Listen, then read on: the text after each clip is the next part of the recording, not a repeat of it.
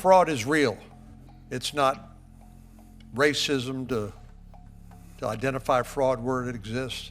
There are absolutely cases of fraud affecting federal government programs. What sort of fraud did you at the GAO find in the humanitarian parole process during the Biden administration?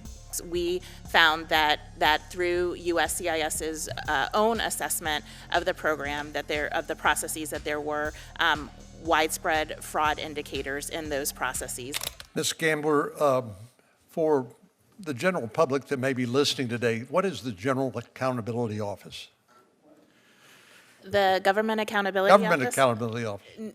We are Congress's watchdog, Chairman. Our mission is to evaluate how federal taxpayer dollars are spent and to issue reports on the result of our evaluations to Congress. And the GAO has estimated in an April 2024 report that the U.S. government loses between $233 to $533 billion to fraud or improper payments annually, correct? That's right. That estimate, Chairman, was focused on losses particularly attributed to fraud each year, but that was the estimate that GAO has made about the federal government's annual losses, estimated annual losses attributed to fraud. So fraud is real. It's not a figment of our imagination. It's not racism to identify fraud where it exists. It is real. There are absolutely cases of fraud affecting federal government programs. So during the Biden administration, there were two programs I wanted to ask you about. One had to do with the so-called humanitarian parole process, and the other had to do with the placement of unaccompanied children with sponsors in the interior of the country. And I understand the GAO has made investigations of both of those programs. Is that right? That's right, Chairman. So I think it gets complicated, I think, for most folks to really comprehend, but there are people who claim asylum, that is essentially they're present in the United States or at the border, and they would qualify, let's say, to be a refugee if they were overseas, but they have some statutory basis for seeking admission to the United States. Is that your understanding? That's right. There are different statutory pathways by which individuals, foreign nationals, can be legally admitted to the United States. But in addition to that, and that's, I think Mr. Hankinson or Mr. Linderman pointed out, there were about 1.5 million pending asylum cases in front of the immigration courts that simply flooded our capacity to deal with that. But in addition to people claiming asylum, the Biden administration used something they called humanitarian parole to let huge numbers of people into the country. I think we've had witnesses testify before, Mr. Hankinson, you may have been one of them, that pointed out that the parole process is supposed to be done on a case-by-case basis, not on a categorical basis. In other words, people coming from certain countries get admitted without any further question. But what sort of fraud did you at the GAO find in the humanitarian parole process during the Biden administration? Yes, thank you for the question, Chairman. In the review I mentioned in my opening remarks, we looked at three parole processes that were available to non-citizens who had U.S.-based sponsors. And in reviewing those programs, we found that through USCIS's own assessment of the program, of the processes, that there were widespread fraud indicators in those processes, to include supporter applications, including fictitious information or information that belonged to deceased individuals. And so through USCIS's own assessment, they found that there were fraud risk indicators in those processes. So just to give people a sense of what the magnitude of what we're dealing with as a result of the mass of humanity that's come across our border, largely unvetted, using a bogus process of categorical parole. In addition to that, we have overwhelmed the immigration court system, the 1.5 million pending cases. And Mr. Hankinson or Mr. Linderman, perhaps you would care to comment on this. I'm going to ask consent that a document from the Executive Office for Immigration Review Adjudication Statistics be made part of the record. That's from the Department of Justice. But here's what it shows, that in 2025 alone, there were 485,456 orders of removal. In other words, these are people who sought to have their legal rights vindicated in a court, and they simply lost. 277,000 of them were criminal aliens with final orders. In other words, they were ordered to be removed from the country, but simply stayed in defiance of the law. Of that, 267,000 were not detained. In other words, they're still running loose around the country. That includes 190,000 convicted criminals and 27,000 with pending criminal charges. And then there were those who were actually detained, which are 9,613.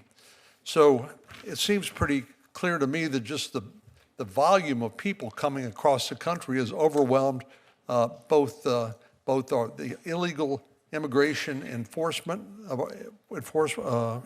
our immigration laws and the legal systems that we've set up to try to determine whether people actually have a legal right to come and stay in the United States. And that's, of course, on top of the points that Mr. Linderman and Mr. Hankinson have made about countries many of these folks come from have no reliable records, so it's almost impossible to vet these people who are coming into the country, some of these countries. Senator Padilla.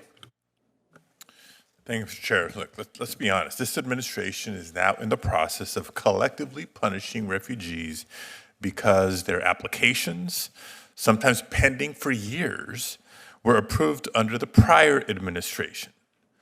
My colleagues on the right, though, are eerily silent about the speedy approvals of South African Afrikaner refugees who are not even going through the typical UN referral process and are being screened and admitted more rapidly than any other group of refugees going back to 1980.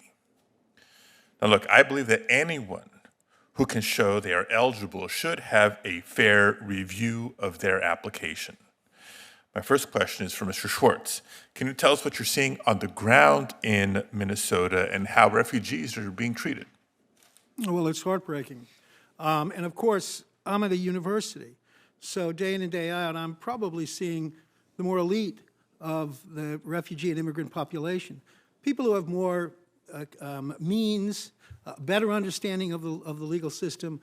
But the stories that I've heard, a student of mine whose wife was here legally, she works at a hospice, for goodness sake, and she was detained by ICE or CBP, I don't know which. Had an awful circumstance, was suffering from various medical conditions, and was so traumatized by the experience of being detained and the treatment that she faced that she's now back in her home country because she just didn't want to have anything. Usually both a lot of physical as well as mental trauma. The trauma, but also stories of families ripped apart, people being flown to different parts of the country, to Texas, when they're finally determined not to merit incarceration in terms of ICE and CBP's enforcement priorities, they're released, but they're not given the wherewithal to return home. And this isn't coming from me only. I mean, you've got federal court cases, federal judge Menendez, another federal judge whose name escapes me, I think it was a federal Judge Schlitz, who've issued these opinions, and with evidence.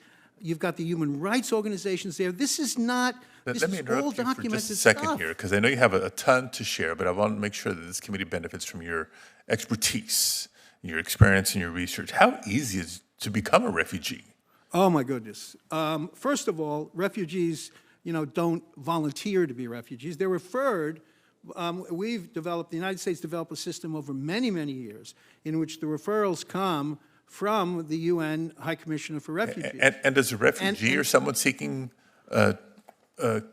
applying do they control which administration reviews and No, they acts do upon their not. application? They do not. And the vetting system has become more and more arduous over the years. There is no person traveling to the United States who goes through a more thorough vetting, overseas interviews, biometric screening, and for countries in conflict, not just Somalia, but for countries in conflict, another level of vetting, because people understand that when you're in a country of conflict, there are various factions and there are concerns that U.S. security has to take account of, and which the United States has. Thank you. Thank you. In my time remaining, I do want to ask Ms. Gambler a question. It's a yes or no question. Is the GAO currently assessing whether the speedy processing of South African Afrikaners is meeting the same standard laid out in the GAO's fraud risk framework? Thank you, Ranking Member Padilla. We do not have, no, we do not have current work assessing those processes. Okay, that's very telling. I'm hoping there's going to be another round of questions, but I'll end with this one. Back to Mr. Schwartz.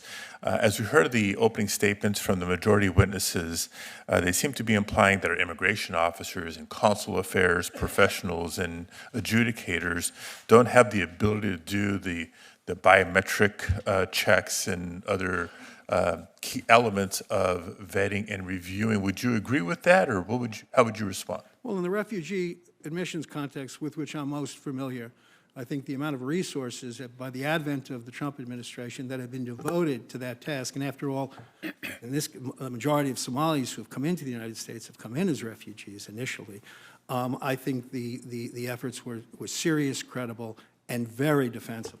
But I think we can always devote more resources to addressing issues of fraud, of course. Thank you.